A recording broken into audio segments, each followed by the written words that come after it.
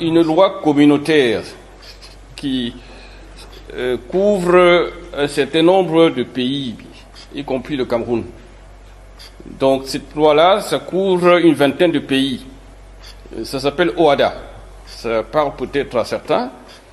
Donc il y a un texte de l'OHADA qui date de 2022 avec entrée en application en 2024, donc qui régit les associations dans tous les pays membres qui ont signé le traité de l'OHADA.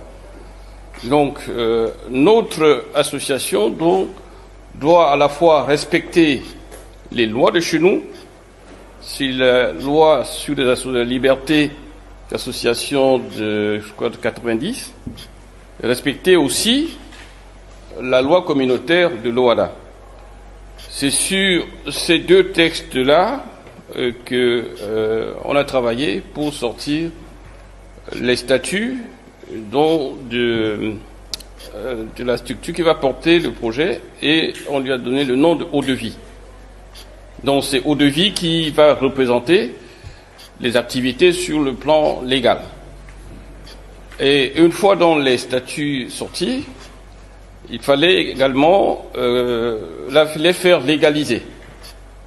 Je crois que là également, les dispositions ont été prises en sorte qu'aujourd'hui, Eau-de-Vie a ce qu'on appelle une capacité juridique propre. Ça veut dire que Eau-de-Vie exerce ses activités légalement. Voilà ce que je peux dire.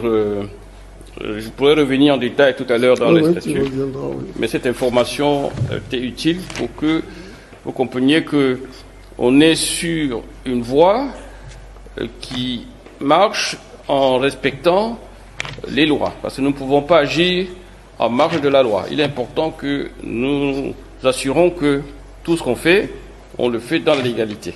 C'est ça qui nous permettra d'aller le plus loin possible avec ce que nous envisageons de faire. Je reviendrai plus en détail dans les statuts tout à l'heure.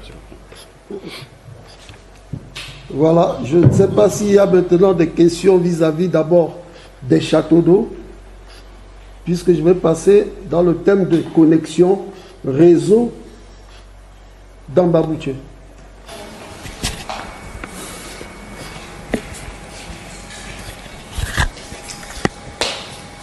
Bon, tout à l'heure nous avons parlé de tout ce qui est château d'eau. Si on comptabilise l'ensemble des mètres cubes qu'on va cumuler,